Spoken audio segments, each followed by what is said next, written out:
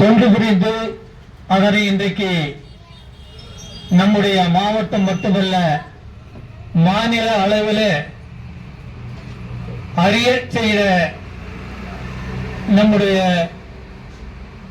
பணி நிறைவு பெற்ற தலைமை ஆசிரியர் வெங்கடேஷ் ஐயா அவர்களே, அவரோடு இணைந்து சிறப்பான முறையில் இந்த திருக்கோயிலுக்கு தொண்டு செய்து கொண்டிருக்கக்கூடிய ஆறுமுகம் ஆரிசாமி ஐயா அவர்களுடைய குடும்பத்தார் மற்றும் அவர்களோடு இணைந்து சிறப்பான முறையில் பணியாற்றிக் கொண்டிருக்கக்கூடிய பிஎஸ்என்எல் பால் உள்ளிட்ட அனைவருக்கும் என்னுடைய தலைதாழ்ந்த வணக்கங்களை தெரிவித்துக் கொள்கிறேன். அதே போல இந்த திருக்கோயிலுக்கு நாள்தோறும் வருகை தந்து பணிவிடைகள் செய்து கொண்டிருக்கக்கூடிய புலவர் வேப்போ பழனிசாமி அவர்களே, புலவர் பழனிசாமி அவர்களே, பெண்ணடியாராக இருந்து பணியாற்றிக் கொண்டிருக்கக்கூடிய தீபா போன்ற சகோதரிகளே, உங்கள் அனைவருக்கும் என்னுடைய வணக்கங்களை தெரிவித்துக் கொள்கின்றேன். இன்றைக்கு தேய்முறை அஷ்டமி திருநாள். சென்ற தேய்முறை அஷ்டமியில் காலபைரவர் வரலாற்றினை பற்றி அவருடைய லீலைகளை பற்றியும் அவரை வணங்குவதால் நமக்கு என்ன நன்மைகள் என்னென்ன பிரச்சனைகள் தீரும் என்பதை பற்றியெல்லாம் நான் சுருக்கமாக எடுத்து சொன்னேன். இன்றைக்கு நம்முடைய பெண்ணடியார்கள் நிரம்ப உரை தந்திருக்கின்றீர்கள்.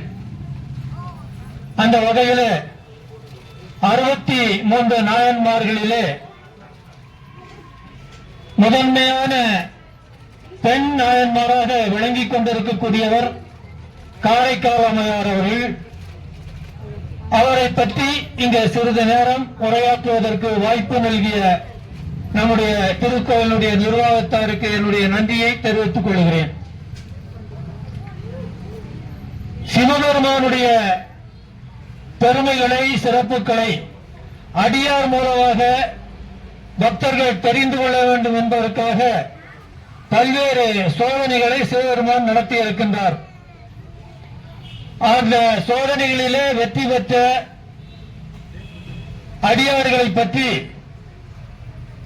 ஒரு வரலாற்றை எழுத வேண்டும் என்று சொல்லி சிவபெருமானே விரும்பினார். ஏனென்றால் அந்த வரலாறுகள் எல்லாம் அதோடு நின்றுவிடக்கூடாது. காலம் காலமாக தனக்கு பின்னாலே வரக்கூடிய அடியார் பெருமக்கள் அனைவரும் அதை தெரிந்து அதன் வழி நடக்க வேண்டும் என்பதற்காகவே அந்த வரலாற்றை எழுதும்படி சேக்கிழார் பெருமான் என்பவரை கேட்டுக்கொண்டார்கள். சேக்கிழார் பெருமானும் எழுதுவதாக ஒத்துக்கொண்டு அவர் எப்படி தொடங்குவது என்று தெரியாமல் விழித்துக் கொண்டிருந்தார். சிவபெருமானே, நீங்கள் வரலாற்றை எழுதி சொல்லிவிட்டீர்கள், ஆனால் எப்படி தொடங்குவது என்று எனக்கு தெரியவில்லையே, அதற்கும் ஒரு வழியை சொல்லுங்கள் என்று கேட்கிற நேரத்திலே அவரே அடியெடுத்து கொடுத்தார். உலகெல்லாம் உணர்ந்து ஓதற்கு அறியவன் நிலவலாவிய நீர்மலன் மேனியன் அழகில் சோதியன் அம்பலத்தாடுவான் மலர் சிலம்படி வாழ்த்தி வணங்குவோம் என்று அந்த சிவபெருமானே அடியெடுத்து கொடுத்து சேக்கிழார் பெருமான் எழுதியதுதான் இந்த பெரிய புராணம். 63 நாயன்மார்கள் பற்றிய வரலாற்றினை அந்த பெரிய புராணத்திலே விரிவாக சொல்லப்பட்டிருக்கிறது. அதில் 24வது நாயன்மாராக பெண் நாயன்மாராக இருக்கக்கூடியவர் காரைக்கால் அம்மையார் அவர்கள். காரைக்கால் என்கிற ஊரில் தனதத்தன் என்கிற தந்தைக்கும் தர்மவதி என்கிற தாய்க்கும் மகளாக பிறந்தவள். அவர்களுக்கு நீண்ட நாட்களாக குழந்தை பேர் இல்லாமல் இருந்தது. சரி, கோயில் கோயிலாக சென்று வழிபட்டார்கள். அவர்களுக்கு குழந்தை பேரு கிட்டியது. தனதத்தன் என்பவர் காரைக்காலிலே மிகப்பெரிய செல்வந்தர். வியாபாரம் செய்து கொண்டிருக்கக்கூடியவர். அந்த ஊரிலேயே பெரிய பணக்காரர் என்று சொல்லக்கூடிய அளவிற்கு பணம் படைத்தவர், செல்வம் படைத்தவர். அப்படிப்பட்ட அந்த தனரத்தனுக்கு மகளாக ஒரு பெண் குழந்தை பிறந்தது. அந்த பெண் குழந்தைக்கு என்ன பெயர் வைக்கலாம் என்று அந்த தாயும் தந்தையும் கலந்து பேசி புனிதவதி என்கிற பெயரினை சூட்டினார்கள். புனிதவதி என்கிற அந்த பெயருக்கு தகுந்த மாதிரியே அந்த குழந்தை மிக அழகாகவும் அறிவோடும் பக்தி மனம் கமல கமல பிறந்தது. அந்த குழந்தையானது மற்ற குழந்தைகளோடு ஓடியாடி விளையாடுகிற பருவத்திலே என்ன செய்யும் என்று சொன்னால், விளையாடுவதற்கு சாதாரணமாக நம்ம குழந்தைகள்லாம் ஏதோ இந்த மரப்பாம்பூச்சி பொம்மை வேற பொம்மைகளை எல்லாம் வச்சு விளையாடுகிற நேரத்தில் இந்த புனிதவதியார் ஒரு 3-4 வயதாக இருக்கும் போதே சிவபெருமானுடைய படங்களையும் சிவலிங்கத்தையும் எங்கு சென்றாலும் வாங்கி வந்து வீட்டிலே வைத்து அதை வழிபடுவதும் பிற குழந்தைகளோடு சேர்ந்து அதற்கு தொட்டிடுவதும் பூவிடுவதும் எப்பொழுதும் அதை வணங்கிக் கொண்டே இருக்கிற ஒரு சூழல் இருந்து கொண்டிருந்தது. அவ்வாறு புனிதவதியார் சிவபெருமான் மீது அளவற்ற பக்தி சிறுவதிலேயே கொண்டிருந்தார். சரி, இப்படியே இருந்து கொண்டிருக்கிற போது இந்த குழந்தை பிறந்த ராசி என்று சொல்வார்களே, தனவந்தனுடைய செல்வம் பல மடங்கு உயர்ந்தது. அவர் அந்த காரைக்காலிலேயே மிகப்பெரிய செல்வந்தராக விளங்கினார். அவரும் சிவனடியார்களுக்கு வேண்டிய உதவிகளை செய்து வந்தார். இந்த புனிதவதியாரும் சிவனடியார் யாரை கண்டாலும் அவருடைய திருப்பாதங்களிலே விழுந்து வணங்கி அவருடைய அருளாசியை பெற்று வந்தார். இப்படி இருக்கிற போது ஒரு அந்த புனிதவதியார் திருமணம் செய்கிற ஒரு பக்குவ நிலையை பெற்றார். பூப்பெய்தி திருமண வயது ஆகியது. இந்த காலத்து போல 18 வயது ஆனால்தான் திருமணம் செய்ய வேண்டும் என்று சட்டம் எல்லாம் கிடையாது. அப்போ அந்த வயதுக்கு வந்தவுடனேயே அந்த குழந்தைக்கு திருமணம் செய்ய வேண்டும் என்று பெற்றோர்கள் முடிவு செய்தார்கள். சரி, மாப்பிள்ளை தேடலாம் என்று சொல்லி அந்த காலத்தில் தெரிந்த உறவினர்களிடத்தெல்லாம் சொல்லி வைத்தார்கள். அவர்களும் பல இடங்களுக்கு சென்று மாப்பிள்ளை தேடினார்கள். மாப்பிள்ளை சரியாக அமையவில்லை. பிறகு வேற ஒரு உறவினர் வந்து, நாகப்பட்டினம் என்ற ஒரு ஊரிலே உங்களைப் போல ஒரு மிகப்பெரிய தனவந்தர் இருக்கிறார், அவர் பேர் நிதிபதி. பாருங்க, இவரு தன தத்தர், அவரு நிதிபதி, நிதிக்கு அதிபதியாக விளங்கக்கூடியவராக அந்த நாகப்பட்டினத்தில் விளங்கி கொண்டிருந்தார். அவருடைய ஒரே மகன்தான் பரவதத்தன். அவருக்கு திருமணம் செய்ய வேண்டும், நல்ல மணமகள் வேண்டும் என்று தேடிக்கொண்டிருந்தார். அப்பொழுது இந்த 2 வீட்டாரும் அமர்ந்து பேசி திருமணம் செய்யலாம் என்று சொல்லி ஒத்துக்கொண்டு திருமணத்தை நடத்துகின்றார்கள். இருவருமே மிகப்பெரிய செல்வந்தர்கள் ஆகையால் அந்த ஊர் முழுவதும் மிகப்பெரிய தடபுடலாக அந்த திருமணத்தை நடத்தினார்கள். புனிதவதிக்கும் அந்த பரமதத்தனுக்கும். சரி, திருமணம் நடந்தேறியது. திருமணம் முடிஞ்சா மாப்பிள்ளை நாட்டுக்கு தானே பொண்ணு போகணும். சரி, அனுப்பி விடுறாங்க. யாருக்குமே கல்யாணம் எங்க நடந்தாலும் சரி, மண்டபத்தில் நடந்தாலும் வீட்டில் நடந்தாலும் மணப்பெண்ணை அனுப்புகிற போது எவ்வளவு அந்த பெற்றோர் வருத்தப்படுவாங்க பாருங்க. அவ்வளவு வருத்தம் அவங்களுக்கு. என்னமோ இவங்க ஆசைக்கு பொண்ணுக்கு கல்யாணம் பண்ணி வச்சிட்டாங்களே தவிர, பொண்ணை வழி அனுப்புகிற போது எல்லா வீட்லயுமே எல்லா பெற்றோர்களுக்குமே அந்த பெண்ணை அனுப்புகிற போது ஒரு வருத்த நிச்சயம் இருக்கும். அது இவங்க தவமிருந்து பெற்ற பொன், வேற குழந்தைகள்ல ஒரே பெண் குழந்தைதான். அந்த குழந்தைக்கு திருமணம் முடிந்து அந்த மாப்பிள்ளை வீட்டுக்கு அனுப்புகிற போது அவ்வளவு வருத்தப்படுறாங்க. என்ன பண்றது? சரி, கல்யாணம் பண்ணி கொடுத்தா மாப்பிள்ளை வீட்டுக்கு தான் போகணும் அப்படின்னு சொல்லி அனுப்பிச்சு வச்சாச்சு. மாப்பிள்ளை வீட்டுக்கு நாகப்பட்டினத்துக்கு மணமக்கள் போனாங்க. அங்க போய் வாழ்ந்து கொண்டிருந்தார்கள். ஆனா இங்க காரைக்கால பாத்தீங்கன்னா தனதத்தனும் தர்மபதியும் சாப்பிடவில்லை, உறக்கம் இல்லை. அந்த புனிதவதியை பற்றியே நினைத்துக் கொண்டு உண்ணாமல் உறங்காமல் இருந்து கொண்டிருக்கிறார்கள். இது அக்கம் பக்கத்துக்குள்ள உறவினர்கள் எல்லாம் பார்த்து என்ன இந்த மாதிரி நீங்க வந்து ஆறுதல் சொன்னாங்க. இந்த மாதிரி நீங்க எல்லாம் வருத்தப்படக்கூடாது, பொண்ணுல இருந்தா ஒரு நாள்ல கட்டி கொடுத்தேன்னு ஆகணும், ஆகவே நீ கட்டி கொடுத்துட்டு இப்ப வருத்தப்படுறீங்களேன்னு போது அவரு சரி என்ன பண்ணலாம் அப்படின்னு யோசனை பண்ணிட்டு நம்முடைய அந்த பொண்ணையும் மாப்பிளையும் இங்கேயே கூட்டிட்டு வந்து வீட்டோட வச்சுக்கலாமா அப்படிங்கிற மாதிரி ஒரு பேசினாங்க. போய் அவங்க மாப்பிள்ளையோட அப்பா அம்மாவோட அப்படி பேசுகிற போது அவர்கள் சம்மதம் தெரிவித்து விட்டார்கள். சரி நீங்க வீட்டோட மாப்பிள்ளைய வச்சுக்கங்க அப்படின்னு சொல்லி. இருந்தாலும் கொஞ்சம் சுயமரியாதை இருக்குது இல்லைங்களா? என்னதான் வீட்டோட கொண்டு வந்து வச்சாலும் வீட்டோட மாப்பிள்ளைன்னு தான் சொல்லுவாங்க. அவரும் ஒரு பெரிய செல்வந்தர். அப்படி இருக்கிற போது இவர் என்ன பண்ணாரு, இந்த தனதத்தன், நீங்க வீட்டோட இருக்க வேண்டாம், பக்கத்திலே உங்களுக்கு இதைவிட ஒரு பெரிய மாளிகை கட்டி தருகிறேன், மாப்பிள்ளை வியாபாரம் பண்றதுக்கு வேண்டிய அனைத்து ஏற்பாடுகளையும் செய்து தருகிறேன் என்று சொல்லி பக்கத்திலே ஒரு பெரிய மாளிகையை கட்டி அவரு வியாபாரம் செய்வதற்கான ஒரு பெரிய கடையை கட்டி அங்க குடி வச்சுட்டாங்க. பக்கத்தில் நாள்தோறும் போய் பார்த்துட்டு வர்றது இப்படியே இருந்துட்டு இருந்தது. புனிதவதி தன்னுடைய அந்த சிறுவயதிலே இருக்கக்கூடிய அந்த இறைபக்தியை என்றைக்கு கைவிடல, நாளுக்கு நாள் வளர்ந்து கொண்டே வந்தது. அப்படி வளர்ந்து கொண்டு வருகிற போது யார் சிவனடியாரை எங்கிருந்து பார்த்தாலும் சரி, போற்றியோம் நமச்சிவாய என்ற ஒளி தன்னுடைய காதிலே விழுந்தால் உடனே வெளியே போய் கேட்டுக்கு வெளியே நின்று யார் சிவனடியார் சொல்லி கூட்டிட்டு வந்து அவர்களுக்கு பாத பூஜை செய்து பணிவிடை செய்து உணவு பரிமாறி அவர்களுக்கு ஏதாவது என்ன உதவிகள் வேண்டுமோ செய்து அந்த சிவனடியாரை அனுப்புவது வழக்கமாக கொண்டிருந்தார். இப்படி இருந்து கொண்டிருக்கிற போது கடையில தன்னுடைய கணவன் பரமதத்தன் இருக்கிறாரு. அங்க அவருடைய நண்பர் ஒருவர் வர்றார். வந்து என்ன பண்றாருன்னா 2 மாங்கனிகளை கொடுக்கிறார். இதோ பாரு, இது நம்ம வீட்டுல மரத்துல பழுத்தது, இது ரொம்ப சுவையான மாங்கனி, இந்தாங்க நீங்க 2 கொண்டு போய் சாப்பிடுங்கன்னு சொல்லி அவரு பரமதத்தன் கிட்ட கொடுக்கிறார்.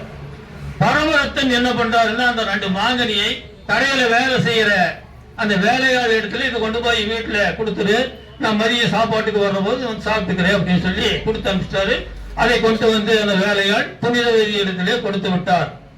இப்படி இருக்கிற போது காலையில சமையல் வேலை செஞ்சிட்டு இருக்காங்க புனிதவதியும் மற்ற வேலையாட்களும். இருக்கிற போது ஒரு சிவனடியார் வருகிறார். போற்றியோம் நமச்சிவாய் என்ற குரல் கேட்டவுடனேயே ஓடி வந்து பார்க்கிறார்.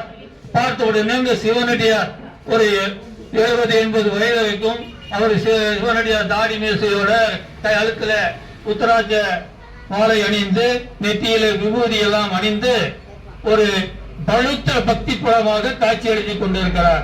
அப்படி இருக்கிற போது உடனே இந்த அம்மா புனிதரை போய் அவருக்கு பாத பூஜை செய்து அந்த பாத பூஜை அதை காலெல்லாம் கழுவி விட்டு பொட்டு வச்சு பூ வச்சு இந்த மாதிரி எல்லாம் வச்சு வீட்டுக்குள்ள கூட்டிட்டு வந்து அமர வைக்கிறார்கள். அப்படி அமர வைத்து அவருக்கு உணவு பரிமாறுகிறார்கள். அந்த சிவனடியார் யார் எல்லா வீட்டுக்கும் போக மாட்டாருங்க. அந்த ஊர் விசாரிப்பார், யார் ஒரு நல்ல சிவபக்தர் இருக்கிறாரோ அவர் வீட்டுக்கு மட்டும்தான் அந்த சிவனடியார்கள் போவாங்க. அப்படி விசாரிச்சுதான் இந்த புனிதவதி வீட்டுக்கு அந்த சிவனடியார் வருகை இருந்திருக்கின்றார். அவரை உபசரித்து வீட்டில் அமர வைத்து அவருக்கு உணவு பரிமாறி கொண்டிருக்கிறார். அவர் வந்து உணவு உண்ணுகிற போது உணவு சமையல் முழுமை அடையவில்லை. ஏதோ சாப்பாடு செஞ்சிருக்காங்க, குழம்பு ரசம் ஒரு பொரியல் இருக்குது.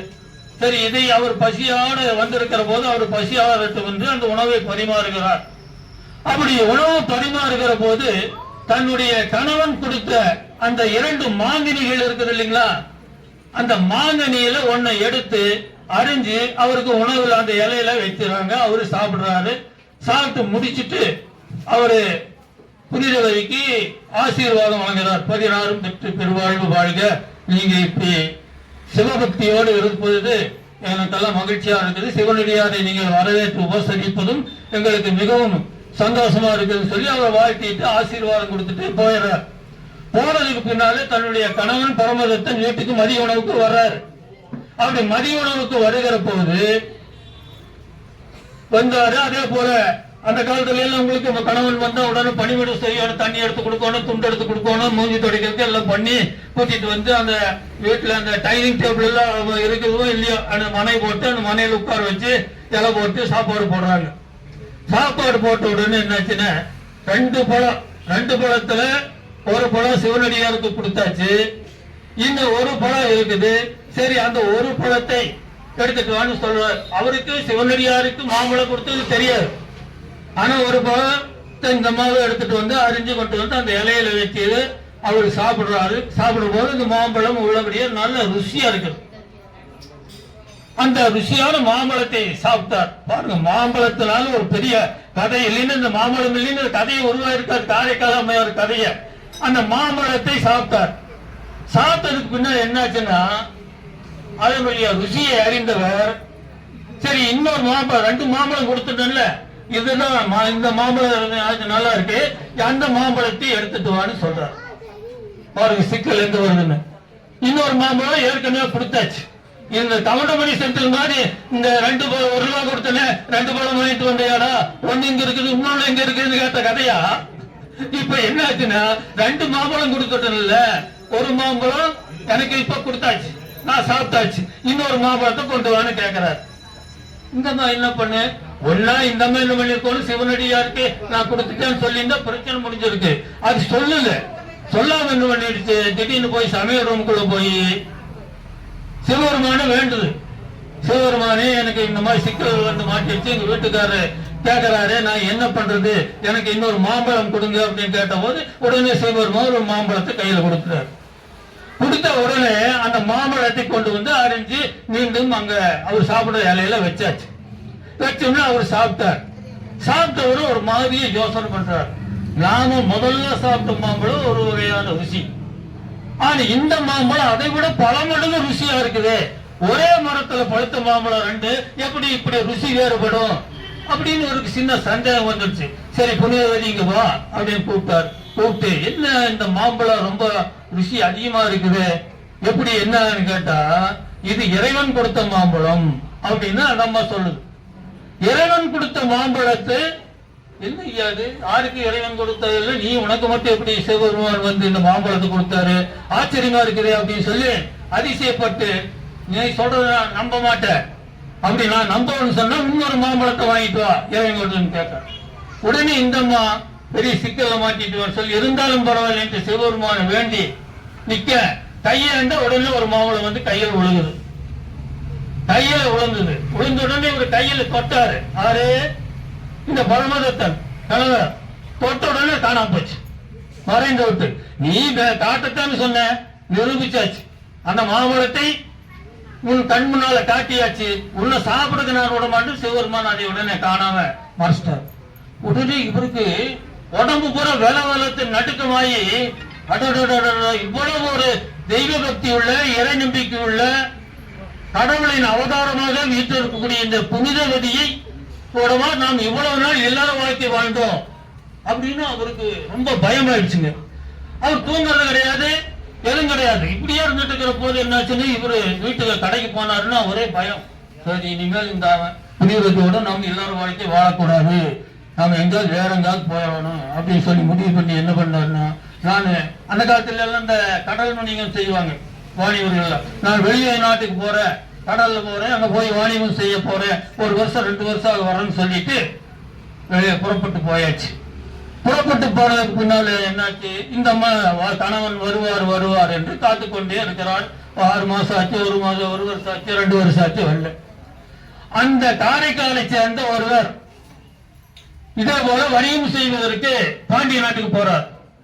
பாண்டிய நாட்டுக்கு போற போது அங்க இவரை பாக்குறார் பரமதத்தனை. அவர் அங்க இதே போல ஒரு கடையை வச்சு வாணியம் செஞ்சு கொண்டிருக்கிறார். அப்படி வாணியம் செய்து கொண்டிருக்கிற போல பரமதத்தா, என்ன நீ புனிதவதி உன்னை காணான்ட்டு கண்ணீரும் கம்பளையுமா அங்க உட்கார்ந்துட்டு அழுதுட்டு இருக்குது, நீ இங்க வந்து ஜம்முன்னு உட்கார்ந்துட்டு வியாபாரம் பண்ணிட்டு இருக்கிறீ, என்ன சமாச்சாரம் ஏதுன்னு கேட்க, நான் இங்க ஒரு திருமணம் 2வது திருமணம் பண்ணிட்டேன் அப்படின்னு சொல்லி, நான் இந்த மாதிரி புனிதவதி ரொம்ப இறை பக்தி உள்ளவர், கடவுளுடைய அவதாரம், அவரோட குடும்பம் நடத்த முடியாது வந்துட்டு அப்படின்னாரு. சரி அப்படின்ட்டு இவர் இங்க வந்தார். வந்தவர் என்ன பண்ணாரு, புனிதவதி கிட்ட வந்து அவங்க அப்பா அம்மா கிட்ட சொல்லி இந்த மாதிரி நான் பரமதத்தனை பாண்டிய நாட்டுல பார்த்தேன், அங்க தனியா கடை வச்சு நடத்திட்டு இருக்காரு அப்படிங்கிற மாதிரி கல்யாணம் ஆனது பத்தி அவர் சொல்லல. சரின்ட்டு இவங்க என்ன பண்ணாங்க, எல்லாரும் சேர்ந்து சொந்த பந்தமாக சேர்ந்து சரி அவர் போய் பார்க்கலன்ட்டு அந்த சொன்னவரையும் கூட்டிட்டு போறாங்க. கூட்டிட்டு போய் அந்த பாண்டிய நாட்டுக்கு போறாங்க. போய் ஒரு பக்கத்துல வீதியில ஒரு மண்டபம் எடுத்து அதுல ஒரு 10-100 பேர் இருக்காங்க.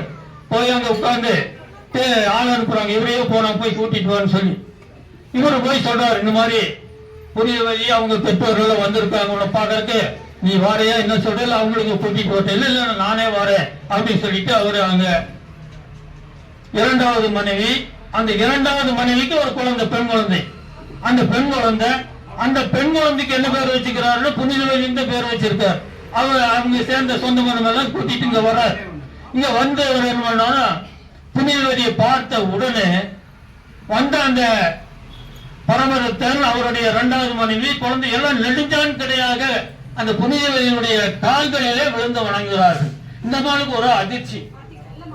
நாங்க சமாதானம் பண்ணி கூட்டிட்டு போலான்ட்டு வந்தா இவர் தன்னுடைய கால்களிலே வந்து விழுந்து வணங்குகிறார். ஒரு மனைவியின் காலில் கணவன் விழுந்து வணங்குறது சம்பிரதாயம் இல்லை, இருந்தாலும் அவங்க வணங்குறாங்க. அப்புறம் எந்த சொன்னாரு, நான் இந்த மாதிரி நீங்க ஒரு இறைவனுடைய அருளை பற்றி இறைவனுடைய அவதாரமாக காட்சியளித்து கொண்டிருக்கிறீர்கள், அது உங்களோடு நான் வாழ பிடிக்கவில்லை, அதனால்தான் நான் இரண்டாவது திருமணம் செய்து இந்த பாண்டிய நாட்டிலே வாழ்ந்து கொண்டிருக்கிறேன். இதோ இந்த குழந்தைக்கு உங்களுடைய பெயர் புனிதவதிங்கிற பெயர் தான் வச்சிருக்கிறேன் அப்படிங்கிற மாதிரி சொன்னார். இப்ப சொன்னதுக்கு பின்னால சரி நீ இவர் கூப்பிட்டு வர போறது இவங்க வந்துட்டாங்க. திரும்பி ஊருக்கு வந்தாச்சு, காரைக்காலுக்கு வந்தாச்சு.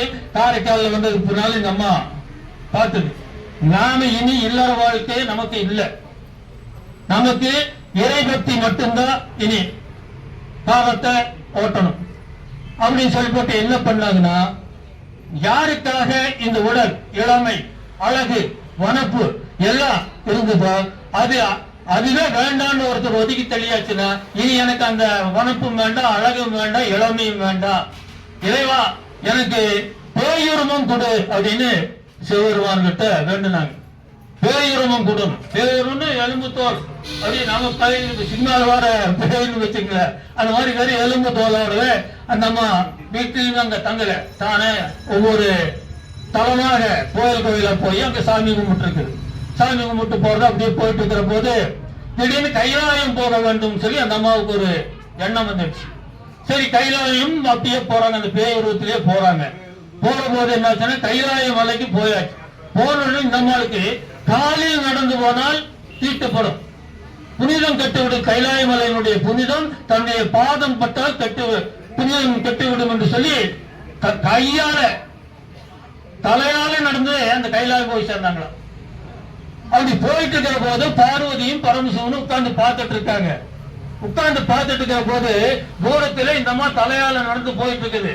போற போது பரமசிவத்தை பார்த்து பார்வதி கேட்கறாங்க, யாருங்க இப்படி வராங்க, காலில் வந்துதான் பார்த்திருக்கிற தலையில நடந்து வராங்களே யார் என்று கேட்க, ஆதியும் அந்தமும் இல்லாத அந்த பரமசிவன் அம்மை, என்னுடைய அம்மா பாருங்க, ஒரு யாருக்கு கிடைக்கும் இந்த பேரு, என்னுடைய அம்மை வந்து கொண்டிருக்கிறார் அப்படின்னு சொல்லி வந்த உடனே அம்மையே வருக என்று எதிர்கொண்டு அழைக்கிறார். அப்போ இந்த அம்மா சொல்ற, அப்பனே ஈஸ்வரா உன்னை காண்பதற்காகத்தான் நான் வந்தேன்னு சொல்லி அவருடைய அருளை பற்றி அங்க இருக்கிறாங்க. இருக்கிற போது அவர் கேட்கிறார், பரமசிவர் புனிதவதி உனக்கு என்ன வரம் வேண்டும் அப்படின்னு கேட்கிற போது, எனக்கு பிறவாமை வேண்டும், இனிமேல் நான் பிறவாமை வேண்டும், அப்படி ஒருவேளை நான் பிறந்தால் உன்னை மறவாமை வேண்டும், உன்னை மறக்காம அந்த மனம் எனக்கு எப்பொழுதும் வேண்டும், இன்னொன்று வேண்டும், நீ ஆனந்த தாண்டவம் ஆடுகிற போது நான் உன் காலடியிலே அமர்ந்து பாட வேண்டும், உன்னுடைய அந்த ஆனந்த தாண்டவத்தை நான் கண்டு மகிழ வேண்டும், இந்த வரம் எனக்கு வேண்டும் என்று கேட்டார். அப்படி கேட்கிற போது சரி இவனுக்கு தந்தேன். அப்ப எங்க ஆனந்த தாண்டவத்தை பார்க்கலாம் என்று கேட்டபோது, திருவாலங்காடு என்ற ஒரு ஊர் இருக்கிறது, அந்த திருவாலங்காட்டுக்கு நான் வருவேன், நீ அங்க போய் இரு, நான் ஆனந்த தாண்டவம் ஆடுகிறேன், நீ அதை கண்டு ரசிக்கலாம், கண்டு கழிக்கலாம் அப்படின்னு சொல்லி சொன்னார். அதே போல இந்த புனிதவதியார் திருவாலங்காட்டில் போய் இருக்கிறாரு. பரமசிவன் அங்கே வந்து ஆனந்த தாண்டவம் ஆடுகிறார். ஆடி இவருக்கு காட்சி தருகிறார். இன்றைக்கும் அந்த அரக்கோணம் போற வழி, சென்னையிலிருந்து அரக்கோணம் போற வழியில் பாத்தீங்கன்னா திருவாலங்காடுங்கிற ஊர் இருக்குது. அங்க சிவருமானுடைய அந்த ஆனந்த தாண்டவம், இங்க எப்படி நம்ம நடராஜ பெருமான் இங்க ஆனந்த தாண்டவத்தோடு இருக்காரு, அதே போல அங்க ஆனந்த தாண்டவத்தோடு காட்சி அளிக்கிறார். கையில அந்த பாதத்தின் அடியில நம்ம புனிதவதியார் அமர்ந்து கொண்டு பாடிக்கொண்டிருக்கிறார். இன்றைக்கும் போனா அந்த காட்சியை நாம் காணலாம். இப்படி காட்சி கொடுத்து அவருக்கு முக்தி கொடுத்தவர் சிவபெருமான். ஆகவே சாதாரணமான நிலையில யார் இருந்தாலும் உண்மையான பக்தியை செலுத்துகின்றவர்களுக்கு இறைவன் அருள் பெறுவார். எல்லாம் கொஞ்சம் சோதிப்பார். இப்ப இந்த 63 நாயன்மார்களே வரலாற்றை நீங்க படிச்சு பார்த்தீங்கன்னா எல்லாம் சோதனைக்கு பின்னால்தான் அவர்களுக்கு காட்சி தந்திருக்கிறார், முக்தி தந்திருக்கிறார். ஆகவே நம்ம இன்னைக்கு வந்தோம், இந்த இறைவனை வணங்கணும், உடனே நம்மளுடைய கோரிக்கைகள் நிறைவேறும், நம்ம பிரச்சனைகள் தீரும் என்று யாரும் தயவுசெய்து நினைக்காதீங்க. நீங்க வந்துட்டே இருக்கணும். உங்களுடைய பிரச்சனைகள் அவர் காது கொடுத்து கேட்டுட்டே இருப்பாரு. கேட்டா எப்ப செய்யணுமோ கண்டிப்பா செய்வாரு.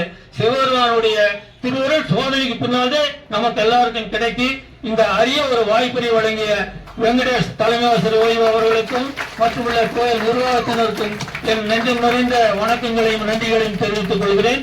நன்றி, வணக்கம்.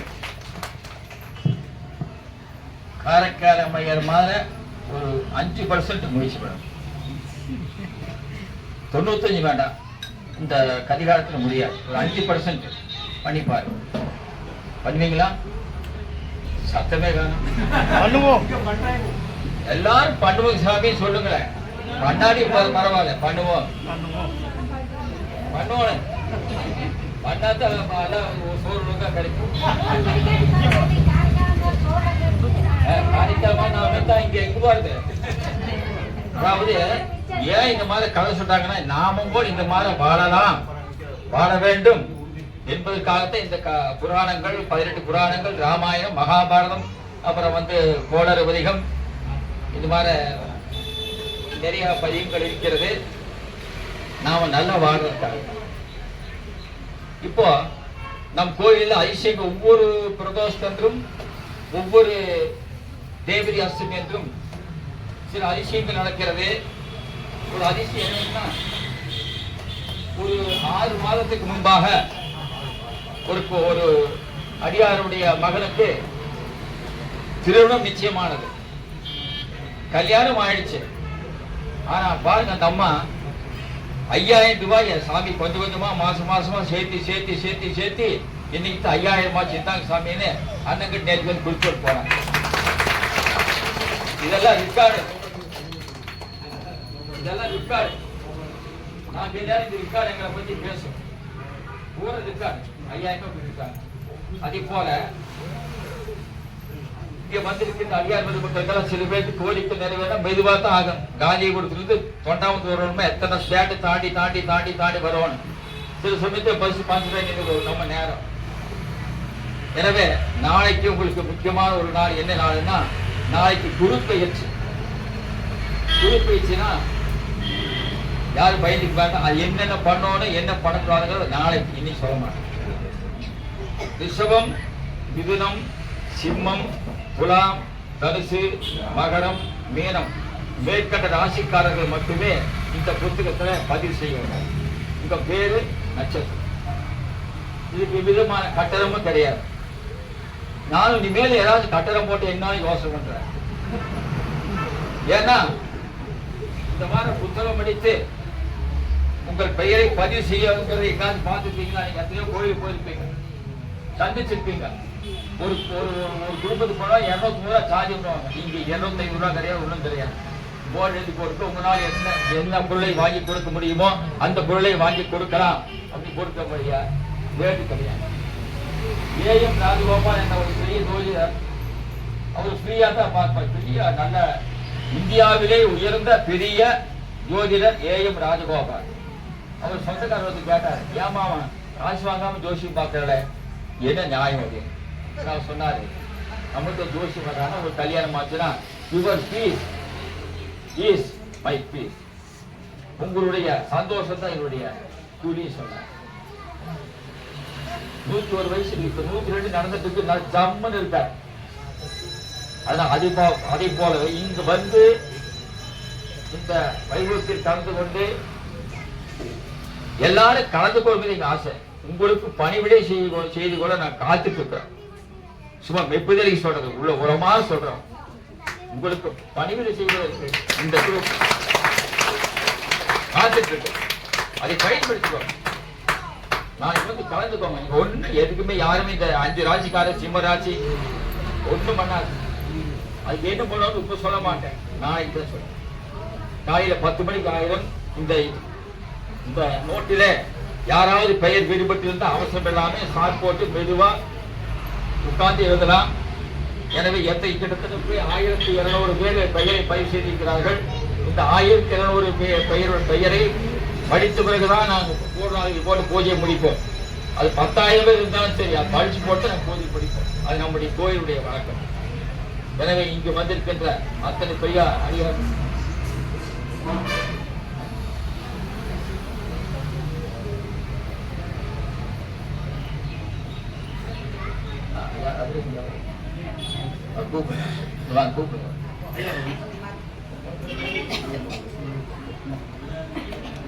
அதாவது நம்முடைய இந்திய பண்பாடு, தமிழருடைய பண்பாடு ஒரு நல்ல சீனா பாராட்டும். ஐயா இது வந்து ஞாயிற்றுக்கிழமை கிட்டத்தட்ட 3 வருஷத்துக்கு முன்னாடி போடுறது. ஒரு ஆண்டாக ஞாயிற்றுக்கிழமைக்கு 4 to 6 ராகு காலத்துல பைரவருக்கு தெய்வம் போடுறாங்க. 4 to 6 ராகு காலத்துல பைரவருக்கு தெய்வம் போட்டு என்ன சார் யூஸ் அப்படின்னா, கல்யாணமாக அது குழந்தைக்கு சீக்கிரம் கல்யாணமாகும், கடன் தொழில் சீக்கிரம் கடன் நிவர்த்தியாகும், குழந்தை பேர் இல்லாத சீக்கிரம் குழந்தை கிடைக்கும். இன்னும் வீட்டுல கணவன் மனைவிக்குள்ள கருத்து வேறுபாடு இருந்தால் அந்த கருத்து வேறுபாடு நீங்கும், மனசுக்கு சாந்தி ஏற்படும். இவரு வந்து அண்ணா இங்க வாங்கினா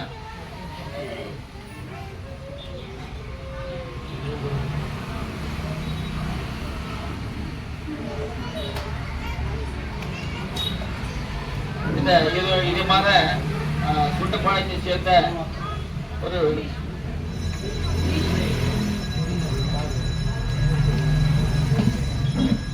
அரியார் 2 பேரு 5 கிலோ அரிசி 30 மாதம் கொடுத்துருக்குறாங்க.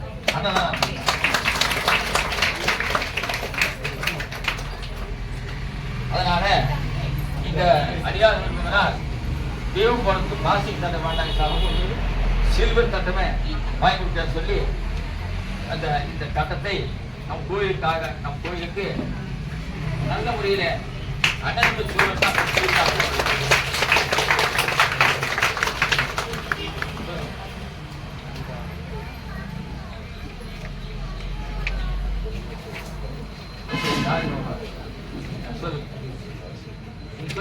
சொல்லுங்க.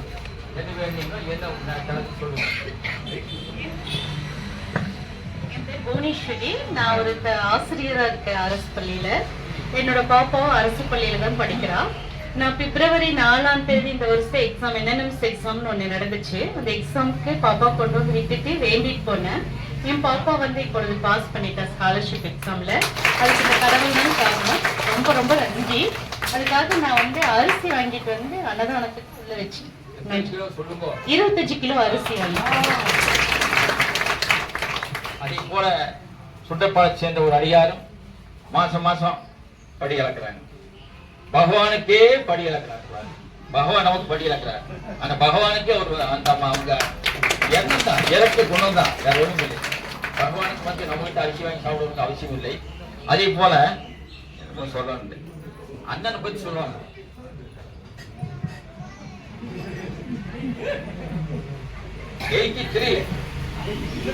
அவருடைய வயது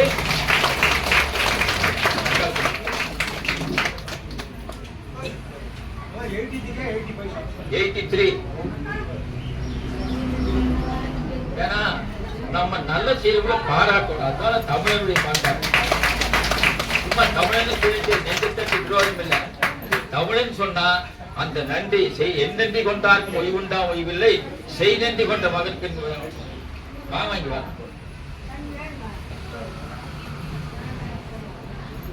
அடுத்த ஜூன் மாசம் வச்ச பேர்த்திலே எனக்கு இவருக்கு 15 நாள் வித்தியாசம். இது வந்து ஆரிச்சா 83, அம்மா 70, 72 வயது. நீங்க ஞாயிறு எங்கேயும் பார்க்க வேண்டாம். காலையில 5 மணிக்கு வந்து எல்லாம் பெருக்கி சுத்தம் பண்ணி இது காலையில 15 கிலோ சாப்பாடு நம்ம ஒரு அம்மா பண்ணி 15 கிலோ சாதம் ஒரே அம்மா பண்ணிருக்கிறார். எத்தனை ஈடுபாடு! அந்த சட்டி கொடுப்பது யார்?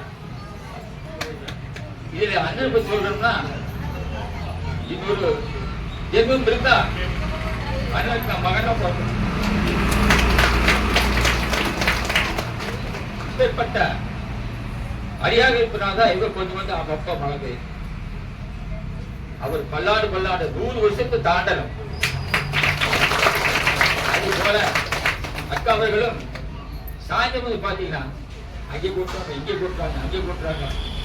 அக்கா உடம்பு இருக்காது, எனக்கு என்னக்கா இதுக்குள்ள வலிக்குமே. ஆனா காய போச்சுக்கு சாமி ஓய்வே இல்லை.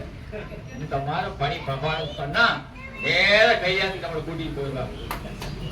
கையாந்திட்டு போவாங்க. இறந்த பிறகு அவனுடைய உயிர் கொண்டு எவங்க நிறுத்துவாங்களாமா. சித்திரகுப்த கேப்பா இவன் பத்தி சொல்றான் அப்படின்னு.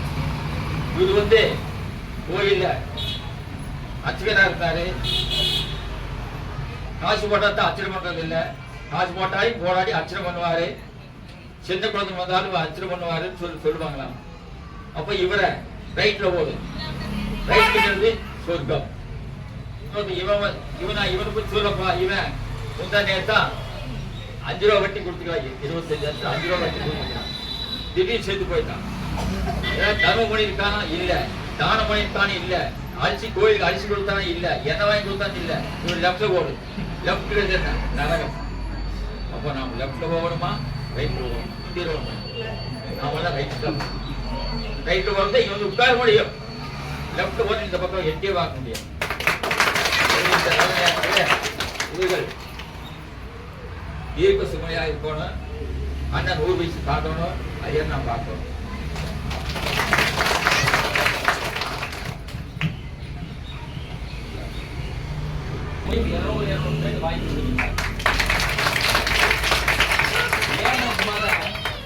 அறிவுப்படுத்துறதுன்னா அவங்க பெருமைப்படுத்திருக்காங்க. இப்படி கூட அடியார்கள் இருக்கிறார்கள் இந்த உலகத்துல. அதற்காக நன்றி.